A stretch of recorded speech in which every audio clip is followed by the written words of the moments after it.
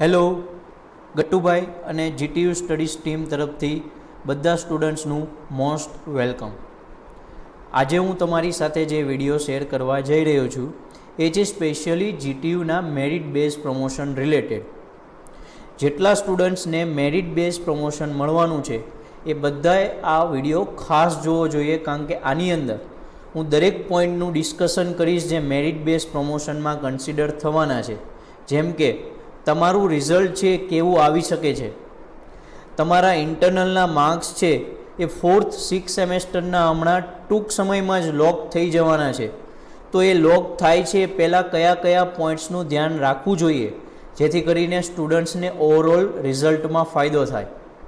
અને જે સેકન્ડ સેમેસ્ટરમાં છે, જેમને હમણાં જ તે સેમેસ્ટર લગભગ શરૂ થયું છે, એ બધા માટે અમે સ્પેશિયલ એક વિડીયો આપશું મેરિટ બેઝ પ્રમોશન ઉપર, કારણ કે એ લોકોને mid semester exam, viva, submission આવું બધું જ બાકી છે.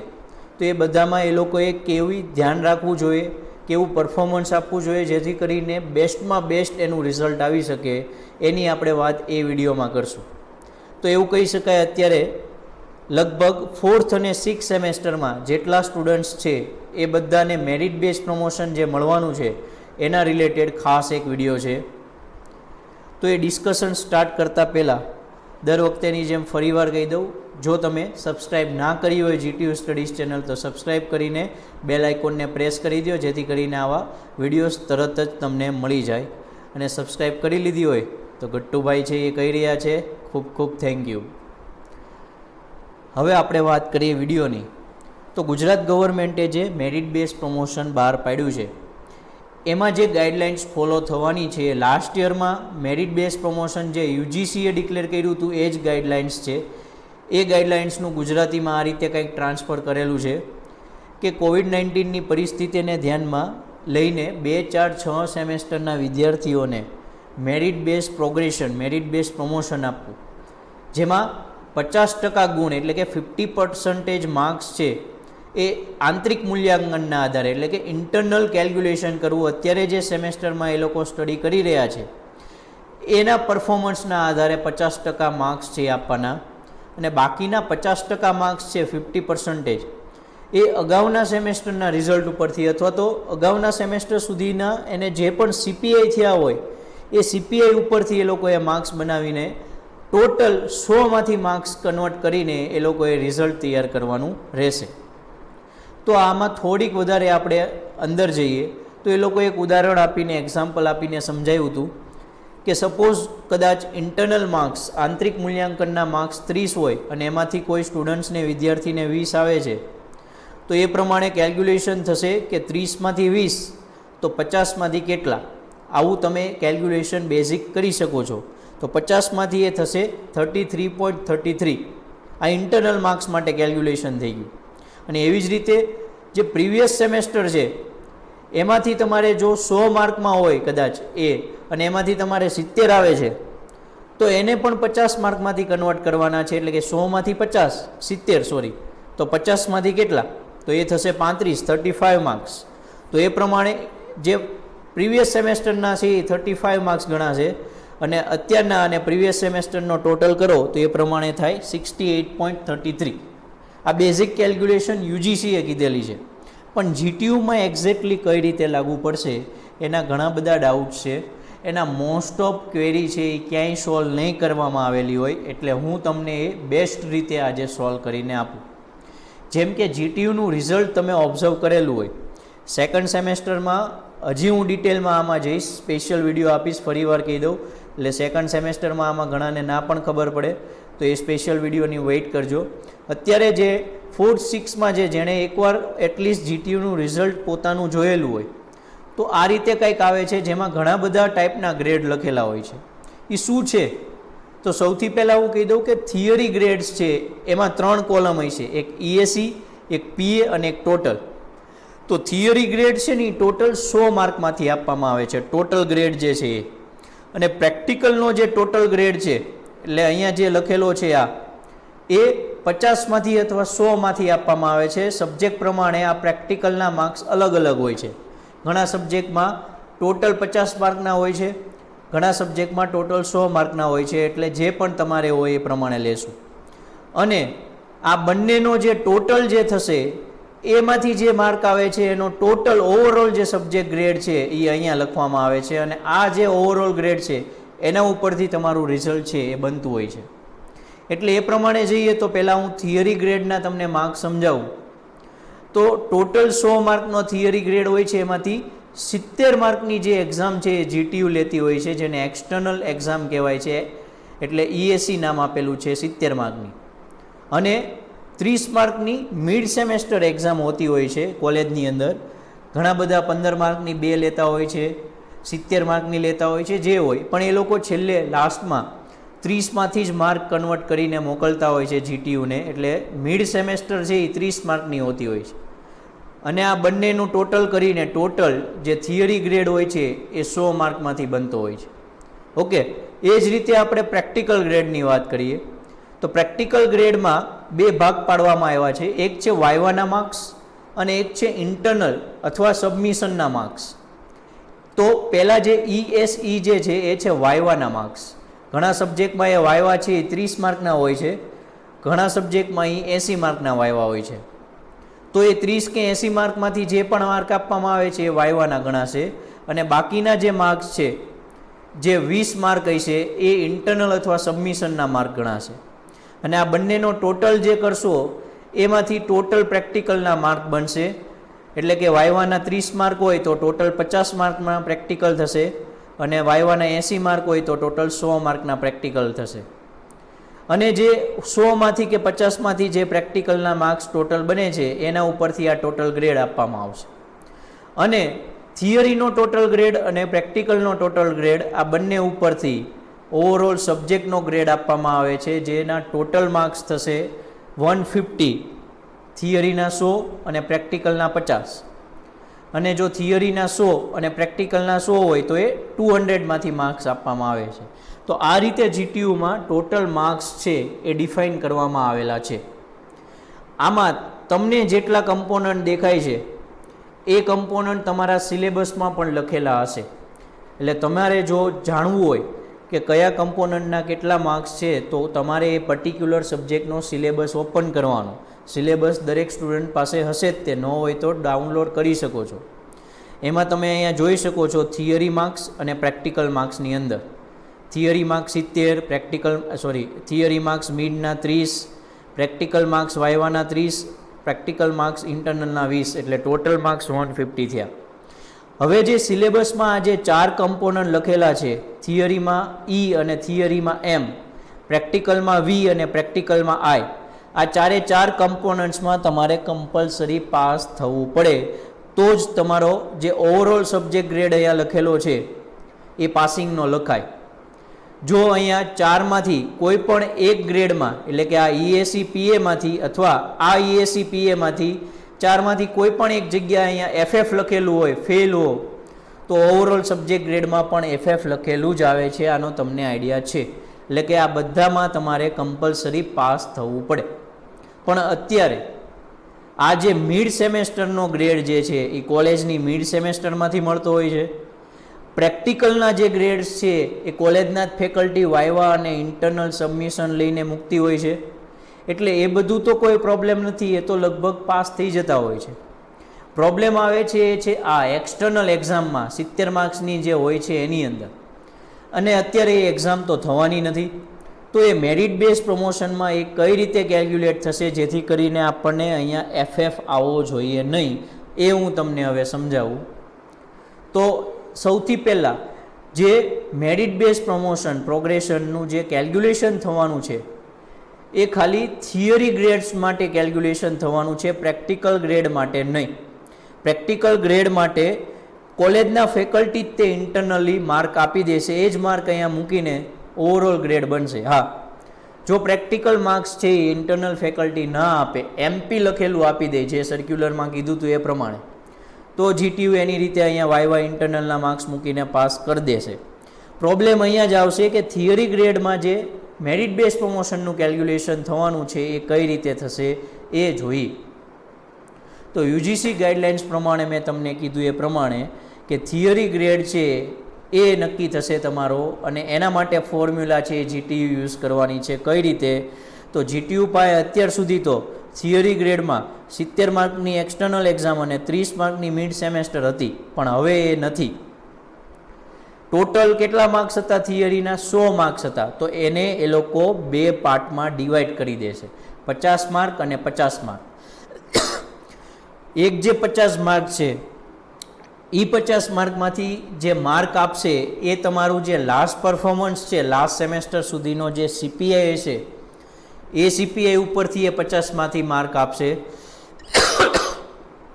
અને બીજા જે 50 માર્કમાંથી જે માર્ક આપવાના છે એ અત્યારે જે સેમેસ્ટરમાં તમે સ્ટડી કરી રહ્યા છો એનું જે મિડ સેમેસ્ટરનું રિઝલ્ટ જે આવેલું છે એ મિડ સેમેસ્ટરના જે માર્ક્સ આપશે 30માંથી, એ 30માંથી જે માર્ક આવ્યા હોય એને 50માંથી કન્વર્ટ કરશે અને એ જે 50માંથી માર્ક્સ થાય એ આ તમારા 50માંથી જે સેકન્ડ પાર્ટ છે એ માર્ક થશે.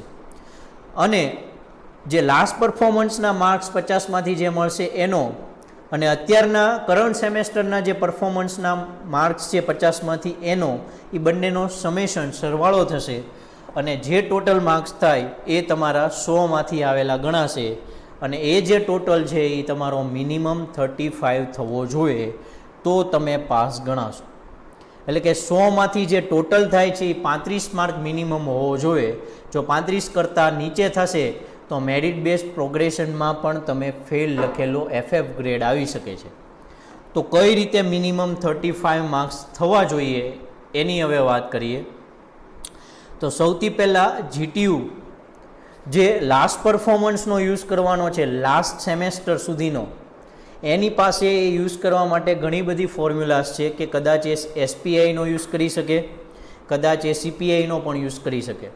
પણ એસપીઆઈનો યુઝ કરે છે તો એ અનફેર જેવું થઈ જશે, કારણ કે જેને લાસ્ટ સેમેસ્ટરમાં સારું રિઝલ્ટ હોય એને સારા માર્ક આવશે આ વખતે પણ, અને જેને ખરાબ હોય એને ખરાબ માર્ક આવશે. પણ એની પહેલાંના સેમેસ્ટરમાં એનું પરફોર્મન્સ સારું છે કે ખરાબ છે એસપીઆઈમાં ખબર ન પડે. એટલે જે જીટીયુ છે એ લાસ્ટ જે મેરિટ બેઝ પ્રમોશન આપ્યું હતું લાસ્ટ યરમાં, એ લોકોએ સીપીઆઈ ઉપરથી એનું કેલ્ક્યુલેશન કરીને આપ્યું હતી. એ ફોર્મ્યુલાનું અમે કેલ્ક્યુલેશન પણ તમને કરીને આપેલું છે, એટલે અમને આઈડિયા છે. એટલે સીપીઆઈ ઉપરથી એ કેલ્ક્યુલેશન કરવાનું છે અને એમાં પણ એના 2 ફોર્મ્યુલા છે. પણ એ 2 ફોર્મ્યુલા કઈ કઈ છે એમાં ડીપમાં નથી જતા, આપણે સીધું એક એક્ઝામ્પલ લઈને સમજીએ. આપણે એક એક્ઝામ્પલ લઈ લઈએ કે સપોઝ એક સ્ટુડન્ટ છે, તમે પોતાની વાત કરું, જે પણ સીપીઆઈ હોય અત્યારે હું એઝ્યુમ કરી લઉં છું કે સપોઝ તમારે 6.75 6.75 સીપીઆઈ છે લાસ્ટ સેમેસ્ટર સુધીના. યાદ રાખજો. હા, તમારું જે અત્યારે મેરિટ બેઝ પ્રમોશનનું રિઝલ્ટ આવવાનું છે એને ઘણી બધી વાર છે. એ પહેલાં તમારા લાસ્ટ સેમેસ્ટરના જેટલા પેપરમાં તમે રીચેકિંગ કે રીએસેસમેન્ટ આપેલું છે એના રિઝલ્ટ આવી ગયા હશે. એટલે રીચેકિંગ કે રીએસેસમેન્ટ આપ્યા પછી જે ઓવરઓલ એસપીઆઈ થશે, યાદ રાખજો, રીચેકિંગ કે રીએસેસમેન્ટના બધા રિઝલ્ટ આવ્યા પછી જે પણ સીપીઆઈ બને છે એ સીપીઆઈ તમારો ફાઇનલ સીપીઆઈ ગણાશે. ઓકે, તો એ સપોઝ ફાઇનલ સીપીઆઈ છે એ તમારો 6.75 છે. તો જે પર્સન્ટેજની ફોર્મ્યુલા છે જીટીયુની કે જે પણ સીપીઆઈ હોય એને પર્સન્ટેજમાં કન્વર્ટ કરવા હોય તો સીપીઆઈમાંથી 0.5 માઇનસ કરી દેવાના અને એ જે થાય એ 10માંથી ગણાય પર્સન્ટેજ, અને 100માંથી કરવા હોય તો એને મલ્ટીપ્લાય બાય 10 કરી દેવાનું. પણ આપણે અત્યારે 10માંથી રાખીએ. એટલે જે પણ સીપીઆઈ હતા સપોઝ 6.75 એમાંથી હું 0.5 માઇનસ કરી દઉં છું, એટલે એ થઈ જશે 6.25. જે પર્સન્ટેજ ફોર્મ્યુલા છે જીટીયુની એ પ્રમાણે. હવે કેટલામાંથી થયા? 6.25 10માંથી. પણ આપણને ખબર છે કે જે ફોર્મ્યુલા છે યુજીસી ગાઈડલાઇન્સ પ્રમાણે એમાં લાસ્ટ પરફોર્મન્સના 50માંથી માર્ક્સ આપવાના છે. આ તો 10માંથી થયા. એટલે 10માંથી 6.25 હોય તો 50માંથી કેટલા? તો જે 6.25 છે એને હું મલ્ટીપ્લાય બાય 5 કરી દઉં, એટલે જે માર્ક્સ થશે 31.25 એ તમારા 50માંથી માર્ક થશે લાસ્ટ પરફોર્મન્સના ઉપરથી. એટલે આ તમારો પહેલો ક્રાઇટેરિયા થયો. હવે આપણે બીજા 50 માર્ક માટે વાત કરીએ કે સપોઝ તમારે મિડ સેમેસ્ટરમાં એક્ઝામમાં જે માર્ક્સ છે એ ઇન્ટરનલ ફેકલ્ટી 19 આપે છે આઉટ ઓફ 30, જે તમને લોક થયા પછી ડિસ્પ્લે કરવામાં આવશે. એમાં માર્ક જે લખેલા હશે એ આઉટ ઓફ 30 લખેલા આવશે. સપોઝ એ 19 છે, પણ એ કેટલામાંથી છે? 30માંથી. પણ જીટીયુને કેટલામાંથી કન્સિડર કરવાના છે? 50માંથી. એટલે કે 30માંથી 19 હોય તો 50માંથી કેટલા એ પ્રમાણે એનું કેલ્ક્યુલેશન થશે. તો એ 50માંથી કન્વર્ટ કરો તો એ 31.67 માર્ક્સ થશે. તો આ બીજો પાર્ટ થઈ ગયો 50 માર્ક્સનો ઇન્ટરનલ માર્ક્સ માટેનો પોર્શન. હવે બંનેનું સમેશન કરો એટલે કે ટોટલ 100માંથી જે ફાઇનલ ગ્રેડ છે થિયરીનો એના માટે ટોટલ માર્ક્સ કેટલા થયા 100માંથી? તો 31.25 પ્લસ 31.67 એટલે થશે એ 62.92 માર્ક્સ. કેટલામાંથી? Out of 100 marks for theory grade. Approximately આપણે એને કહી દઈએ 62.92 ને 63 માર્ક્સ છે. તો જે ગ્રેડ સિસ્ટમ છે એ ગ્રેડ સિસ્ટમ પ્રમાણે 55 થી 64 વચ્ચે 55 to 64 વચ્ચે હોય તો એને બીબી ગ્રેડ મળતો હોય છે. એટલે એ સબ્જેક્ટમાં એને બીબી ગ્રેડ આવ્યો એવું કહી શકાય ટોટલ થિયરી ગ્રેડની અંદર. હજી હું ઓવરઓલ સબ્જેક્ટ ગ્રેડની વાત નથી કરતો કારણ કે એમાં પ્રેક્ટિકલ ગ્રેડ હજી બાકી છે. હવે આપણે પ્રેક્ટિકલ ગ્રેડની વાત કરીએ કે સપોઝ તમારા ઇન્ટરનલ કોલેજના ફેકલ્ટી જે છે જેમને સબમિશન લીધેલું છે એ 20માંથી 15 માર્ક આપે છે અને વાયવાના જે માર્ક્સ છે એ 30માંથી 19 આપે છે. તો બંનેનું સમેશન કરો તો ટોટલ પ્રેક્ટિકલ ગ્રેડ માટે 50માંથી તમારે 34 માર્ક્સ થશે. એટલે એમાં પણ તમારે જે ગ્રેડ્સ છે એ તમને દેખાડશે. પણ હું ઓવરઓલ વાત કરું કે ચારે ચાર કમ્પોનન્ટનો ફાઇનલ જે સ્કોર થશે એ ફાઇનલ સ્કોર પ્રમાણે તમારે જે ગ્રેડ થશે જેને લાસ્ટ કોલમ આપણે રિઝલ્ટની જોઈ એ પ્રમાણે કહી શકાય સબ્જેક્ટ ગ્રેડ ઓવરઓલ એ થશે તમારો એબી ગ્રેડ. તો આ રીતે ગ્રેડની કેલ્ક્યુલેશન થશે તમારા માર્કની અંદર આ વખતે મેરિટ બેઝ પ્રમોશનમાં. હવે આ તો મેં એક સારું એવું એક્ઝામ્પલ લઈને સમજાવ્યું કે જેને સીપીઆઈ છે એ સારા હતા 6.75. ઘણા બધાને સીપીઆઈ બહુ ઓછા હોય છે બરાબર. તો એ પ્રમાણે જે સીપીઆઈ છે તો એના માટે શું થશે? તો એક ફાઇનલ પહેલાં તો ક્રાઇટેરિયા ફરીવાર એક લાસ્ટ ટાઈમ સમજાવી દઉં કે તમારે શું કાળજી રાખવાની છે માર્ક લોક થાય એ પહેલાં ધ્યાન રાખજો. માર્ક છે એ હવે ટૂંક સમયમાં જ એન્ટ્રી કરી દેવી એનું સર્ક્યુલર છે એ આવી જશે અને થોડોક ટાઈમ આપીને માર્ક લોક પણ થઈ જશે. એટલે વિધિન 15-20 ડેઝ કદાચ એ માર્ક લોક થઈ જાય. તો ઘણા બધા સ્ટુડન્ટ્સે હજી સુધી સબમિશન ના કરાવ્યું હોય, વાયવા ના આપ્યા હોય અથવા કોલેજ તરફથી ના લીધા હોય કે કોઈ ઇન્સ્ટ્રક્શન ના મળી હોય તો તમે જાતે સામે ચાલીને બધા ભેગા થઈને કહી શકો છો અથવા બધાના લેવાઈ ગયા હોય તમે બાકી રહી ગયા હોય તો તમારે કોન્ટેક કરી લેવો. શરમમાં કોઈ ઈગો કે એવું ના રાખતા નહીંતર ફેલ થઈને આવશે. યસ, કારણ કે હું લાસ્ટ સેમેસ્ટરનો એક્સપિરિયન્સ કહું છું. ઓકે, તો શું તમારે ધ્યાન રાખવાનું છે? તો આ ચાર કમ્પોનન્ટ છે, આ ચારે ચાર કમ્પોનન્ટમાં કમ્પલસરી પાસ થવું જરૂરી છે. હવે પણ આ જે ફર્સ્ટ કમ્પોનન્ટ છે એક્સટર્નલ એની આ વખતે એક્ઝામ તો લેવાની નથી. તો આમાં તમારે પાસ થવું કમ્પલસરી અત્યારે નથી. પણ આમાં ત્રણમાં તમારે પાસ થવું કમ્પલસરી છે. જો મિડમાં તમારે ઓછા માર્ક્સ હોય, ભલે ઓવરઓલ બહુ વધારે માર્ક્સ હોય, વાયવા ઇન્ટરનલમાં બહુ સારા આપી દીધા હોય, પણ મિડમાં તમારે 12 માર્ક એટલીસ્ટ ન હોય 30માંથી તો એ ફેલ એટલે ફેલ જ. વાયવામાં પણ એવું, ઇન્ટરનલમાં પણ એવું જ. ઓકે, એટલે શું ધ્યાન રાખવાનું છે કે તમારે લોક થાય એ પહેલાં ખાસ એકવાર જો તમે કન્ફર્મ કરી શકતા હોય તો ફેકલ્ટી પાસે કન્ફર્મ કરાવી શકો કે વાયવા અને ઇન્ટરનલમાં એ લોકોએ તમને પાસ કરી દીધેલા છે કે નહીં. કારણ કે વાયવા અને ઇન્ટરનલના માર્ક્સ પાસ કરવા કે ફેલ કરવા એ ટોટલી કોલેજના ફેકલ્ટી ઉપર આધાર રાખે છે. કોલેજના ફેકલ્ટી પાસે પૂરતો એની ઓથોરિટી છે. એટલે ખાસ એ ધ્યાન રાખી લેવું. એટલે વાત આની તો નથી, લગભગ આમાં તો બધા પાસ કરી જ દે છે 99.99%. તમે કોઈ એવી રીતે બિહેવ કર્યું હોય, આડાયેલા હોય તો કદાચ ફેલ કરે, બટ આવો કોઈ મોસ્ટ ઓફ કેસ હોતો જ નથી કે વાયવામાં ફેલ કરી શકે. પણ આ બે કમ્પોનન્ટને સાઈડમાં રાખીએ કારણ કે આમાં તો પાસ કરી દેવાના છે. આપણે વાત કરીએ આ બે કમ્પોનન્ટની, કારણ કે આનો જે ટોટલ છે 100માંથી માર્ક્સ જે મળવાના છે એ 35 મિનિમમ કરવા જોઈએ અને મિડમાં પણ એટલીસ્ટ 30માંથી 12 માર્ક હોવા જોઈએ. આ બે કન્ડિશન ફૂલફિલ હશે તો ઓવરઓલ પાસ લખેલું આવશે. એમાં એક્સટર્નલ ગ્રેડ જે છે, એક્સટર્નલના માર્ક્સ જે છે એ તો તમારા લાસ્ટ સીપીઆઈ જે પણ હશે એના ઉપરથી કેલ્ક્યુલેટ થવાના છે. એમાં હવે તો તમે કોઈ ચેન્જ કરી નથી શકવાના. એ તમારે જે આવવાના છે એ જ આવવાના છે. એટલે એ તો ફિક્સ થઈ ગયું છે. એટલે તમારી પાસે અત્યારે મીડના માર્ક્સ જ તમારો મેઇન હાથો છે, હથિયાર છે એવું કહી શકાય. મીડમાં જેટલા સારા માર્ક્સ એટલું તમારું સારું રિઝલ્ટ. હવે 4th 6th વાળાને mid semester exam, remid semester exam તો ઘણું બધું લેવાઈ ચૂક્યું છે. તો હવે શું? તો હવે જે હોય પણ એટલીસ્ટ એમાં ફેલ ન કરે એનું ખાસ ધ્યાન રાખજો. શું કામ એની વાત કરીએ તો સપોઝ તમારે મિનિમમ 12 માર્ક આપી દીધા ફેકલ્ટીએ, હાલો એટલીસ્ટ પાસ તો કરી દીધા છે, 30માંથી 12 આપી દીધા, તો 50માંથી કેટલા થશે? 20 માર્ક થશે. એટલે મિડમાં તમારા 20 માર્ક કન્ફર્મ જો પાસ કરી દીધો હોય તો, અને ફેલ કર્યા હોય તો ઓવરઓલ ફેલ જ લખીને આવવાનું છે, કાંઈ કામનું નહીં રિઝલ્ટ. એટલે મિડમાં એટલીસ્ટ પાસ છે એવું માનીને ચાલીએ તો 50માંથી 20 છે. હવે આપણે ટોટલ થિયરી ગ્રેડમાં કેટલા કરવાના છે? 35 માર્ક. એટલે કે એક્સટર્નલ ઈની અંદર આપણે 15 માર્કની જરૂર પડે ખાલી. અને 15 માર્ક જો તમારે આ ઈ કમ્પોનન્ટમાં લાવવા હોય તો તમારે મિનિમમ 3.5 CPI લાવો એટલે હોવો જોઈએ. એટલે કે 3.5 CPI હોય એટલે અહીંયા તમારે 15 માર્ક આવશે. વધારે હોય તો વધારે માર્ક આવશે. વધારે જે પણ આવે એ તો કામના બેનિફિટ જ છે. પણ ટૂંકમાં 3.5 CPI ઉપર હોય એટલે તમને ઇન્ટરનલ ફેકલ્ટી જો આ 3માં પાસ કરી દીધી હોય તો GTU ફેલ કરી જ નહીં શકે, આઈ ગેરંટી. ઓકે. ઘણા બધાને બીજો એવો ડાઉટ રહી છે કે સર મારે 3 CPI કરતાં ઓછા છે તો શું અમને મેરિટ બેઝ પ્રોગ્રેશન નહીં મળે? નહીં, તમને મળશે જ, don't worry. Merit base promotion બધાને આપવાનું છે, પણ માર્ક્સ કેલ્ક્યુલેશનમાં કદાચ ફેલ આવી શકે છે.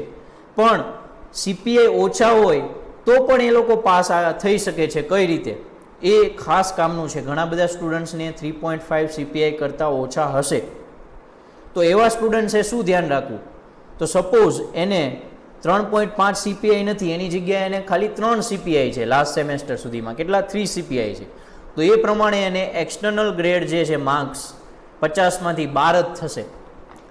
તો એ 12 માર્ક્સ થશે તો ટોટલ થિયરી ગ્રેડમાં પાસ થવા માટે એને કેટલા માર્ક્સની જરૂર પડશે? 35 કરવાના છે, તો 23 માર્ક મિડમાં લાવવાના છે 50માંથી. 50માંથી એને 23 જો અહીંયા જોતા હોય તો એ 30માંથી જે કોલેજની મિડ સેમેસ્ટરના એક્ઝામના માર્ક ફેકલ્ટી મૂકવાની છે એને 30માંથી કેટલા મિનિમમ માર્ક્સ લાવવા જોઈએ? 14 માર્ક્સ ફેકલ્ટી મૂકે તો એ 3 CPI હોય તો છતાં એ પાસ થઈ જશે, ગેરંટી. આ મારી ગેરંટી તમને. પણ કેટલા માર્ક્સ હોવા જોઈએ? 14 માર્ક્સ હોવા જોઈએ. હવે 14 માર્ક્સ નથી મૂકતી, મિનિમમ 12 માર્ક જ મૂકી દે છે. એટલે કે તમે કદાચ મિડમાંય ફેલ છો, રિમિડિયલમાં માઇન્ડ પાસ થયા અથવા રિમિડિયલમાંય ફેલ છો, તો ફેકલ્ટી ખાલી 12 માર્ક મૂકીને જતી રહી છે, એટલે કે મૂકી દે છે, અને તમારે CPI તે 3 જ છે, તો પછી કોઈ કાંઈ નહીં કરી શકે, ફેલ થયેલા આવશો. એટલે ખાસ એક ધ્યાન રાખવાનું કે જો તમારા CPI 3 જ છે તો તમારા એટલીસ્ટ 30માંથી 14 માર્ક સબ્જેક્ટમાં હોવા જોઈએ. જે સબ્જેક્ટમાં 14 કરતાં ઓછા મૂકશે એમાં ફેલ લખેલું આવશે. હવે જો તમારા CPI એના કરતાં પણ ઓછા છે, 3 નથી, ખાલી 1.5 CPI છે, 1.5, તો એ પ્રમાણે અહીંયા તમારે એક્સટર્નલની અંદર ખાલી તમારે 5 માર્ક થશે. એટલે કે તમારે મિડના 50માંથી 30 માર્ક ભેગા કરવાના, અને 50માંથી 30 લાવવા માટે 30માંથી મિડના માર્ક્સ 18 હોવા જોઈએ. એટલે કે જો તમને કોલેજની ફેકલ્ટી 18 માર્ક આપે ને મિડમાં, અને ખાલી તમારો 1.5 CPI હોય ને તોય તમે મેરિટ બેઝ પ્રમોશનમાં પાસ હશો. કેટલું સારું કહેવાય યાર, વિચારો. એટલે મિડના માર્ક્સથી બહુ ઇમ્પોર્ટન્ટ છે. અત્યાર સુધી તમે એમાં વેઠ ઉતારતા આવ્યો છો ને એ જ તમને અત્યારે નડવાનું છે. અને લાસ્ટ સેમમાં જો તમને એક્સપિરિયન્સ થઈ ગયો હોય છતાં તમે હજી ન સુધરાવો તો એક ખાસ મોકો છે કે આવીને આવી રીતે મેરિટ બેઝ પ્રમોશન ઘણીવાર ડિક્લેર થતું હોય છે, અને આવી કન્ડિશન રહેશે તો થશે પણ, તો મિડમાં માર્ક્સ લાવવા જરૂરી બનશે. જો મિડ સેમેસ્ટર પૂરી થઈ ગઈ હોય, રિમિડ પૂરી થઈ ગઈ હોય, માર્ક્સ છે નથી વધારે લાગતા, તો ફેકલ્ટીનો કોન્ટેક્ટ કરીને સપોઝ CPI જેટલા ઓછા હોય એટલા માર્ક્સ મુકાવી શકો છો, રિક્વેસ્ટ કરી શકો છો. ન મૂકે તો પછી 1 માર્કે વધારે આપવું જરૂરી નથી ફેકલ્ટીએ, કારણ કે મિડમાં તમે ફેલ છો, 12 જ માર્ક આપવા જોઈએ. પણ આ તો તમારી દયા ખાઈને સપોઝ તમે પાસ થઈ જાઓ તો એ કદાચ સારું વિચારીને આપી શકે છે, કાંઈ વાંધો નથી. ન આપે તો પછી તમારી જ ભૂલ છે. પણ તમારે જો CPI ઓછા છે 3.5 કરતાં, અને તમને આઈડિયા નથી કે મિડમાં મારે કેટલા માર્ક્સ હોવા જોઈએ તો હું પાસ આવીશ, તો તમે અમને પૂછી શકો છો. અમે જરૂરથી કેલ્ક્યુલેટ કરીને તમને એ જણાવશું કે આટલા CPI મિડમાં તમારે દરેક સબ્જેક્ટમાં મિનિમમ આટલા હોવા જોઈએ તો પાસ થશો. ઓકે, આઈ હોપ તમને સમજાઈ ગયું હોય છે કે મિનિમમ આટલા CPIની જરૂર પડશે ને પડશે. હવે તમારે તમારું રિઝલ્ટ પ્રિડિક્ટ કરવું હોય તો અમે લાસ્ટ યર પણ આવી કંઈક સીટ આપી હતી. ઘણા બધાને આઈડિયા છે, ઘણા બધા જે નવા જોઈન થયા છે એને હું જણાવી દઉં કે આ સીટ ઉપરથી તમારું એક્ઝેક્ટ કેટલું રિઝલ્ટ આવશે, SPI આવશે એ તમને અત્યારથી ખબર પડી જશે. પણ એમાં તમારે અમુક માર્ક્સની એન્ટ્રી કરવાની છે, જે અહીંયા તમને દેખાઈ શકે છે. ઇન્ટરનલ 20માંથી કેટલા માર્ક્સ છે, વાયવાના તો તમને ક્યારેય દેખાડશે નહીં GTU વાળા, પણ મીડના માર્ક્સ કેટલા છે અને ઇન્ટરનલના માર્ક્સ કેટલા છે એ તમને પબ્લિશ કરવામાં આવશે લોક થયા પછી. તો જે તમને માર્ક્સ લોક થયા પછી જે ડિસ્પ્લે કરવામાં આવે અને માર્ક્સ જોવા મળે પછી જ તમે આમાં એન્ટ્રી કરો ને તો તમને બેટર રિઝલ્ટ, બેટર અન્ડરસ્ટેન્ડ થશે. એટલા માટે અત્યારે હું એ સીટ નથી સમજાવતો, એ હું સીટ આખી સમજાવીશ, આપશું પણ એ સીટ કરી, અને ત્યારે તમને આઈડિયા પણ આવી જશે. એનો વિડીયો અલગથી આપશું, વિડીયો આપીને જ જણાવશું કે સીટ હવે આવી ગઈ છે. એટલે એ વિડીયો શાંતિથી જોજો, અને જોયા પછી વિધિન 2 મિનિટ્સ, મેગી નથી પણ તોય રિઝલ્ટ તૈયાર થઈ જશે, તમને એક્ઝેક્ટ આઈડિયા આવી જશે. લાસ્ટ સેમમાં 99% સ્ટુડન્ટ્સનું અમે જે રિઝલ્ટ પ્રિડિક્ટ કરીને આપ્યું હતું એને અરાઉન્ડ જ એપ્રોક્સિમેટલી આવ્યું હતું. થોડોક પર્સન્ટેજમાં માર્કમાં ફેર પડ્યો તો એનો રિઝલ્ટ છે, વાયવાના માર્ક્સ નથી ખબર હોતી એટલા માટે, બસ. ઓકે, તો હવે જે પણ ડાઉટ્સ હોય એ અમારા સુધી તમે પહોંચાડી શકો છો. વેઇટ કરજો. જે સ્ટુડન્ટ્સને હું કહું છું એ ખાસ કે જે લોકો અત્યારે સેકન્ડ સેમમાં છે તો એ લોકોએ હવે શું કરવું જોઈએ એનો અલગ વિડીયો આપીશ, પ્રિડિક્શન શીટનો અલગ વિડીયો આપીશ, પ્લસ જે અત્યારે સેમેસ્ટર લાસ્ટ સેમેસ્ટરમાં છે જેમની ઓનલાઈન MCQ એક્ઝામ થવાની છે એના MCQ સોલ્વ કરવાના વિડીયોઝ કરતાં હું એવા મટીરિયલ્સ પ્રોવાઈડ કરીશ થોડાક દિવસમાં, જેથી કરીને ફટાફટ એ લોકો પ્રિપેર કરી શકે. એટલે એ બધું અલગથી હું તમને ઇન્ફોર્મ કરીશ. પણ અત્યારે આ વિડીયો માટે અત્યારે જે સમજાયું એમાં કોઈ ડાઉટ કે ક્વેરી હોય તો કોઈ પણ મીડિયમ થ્રુ અમારો કોન્ટેક્ટ કરીને જણાવી શકો છો, અમે જરૂરથી એનું સોલ્યુશન આપશું. તો આઈ હોપ તમને આખો વિડીયો છે એ સરસ રીતે સમજાણો હોય છે. થોડો ઘણો રીતે તમને સારો એવો લાગ્યો હોય કે ના આનાથી મને ઘણું બધું સમજવા મળ્યું, તો ખાસ એક કામ કરજો, આ વિડીયોને ખૂબ જ સારી રીતે મોટા પ્લેટફોર્મ પર જેટલું બને એટલું શેર કરજો, જેથી કરીને આવું ક્યાંય કોઈ વિડીયો નહીં મળે એ લોકોને તો એ સમજી શકે કે કઈ રીતે એકચ્યુઅલમાં કેલ્ક્યુલેશન થતું હશે. ઓકે, તો આઈ હોપ કે તમને બધા આ વસ્તુ કરશો. સાથે સાથે સબસ્ક્રાઈબ કરતા રહેજો GTU studies channel. Thank you.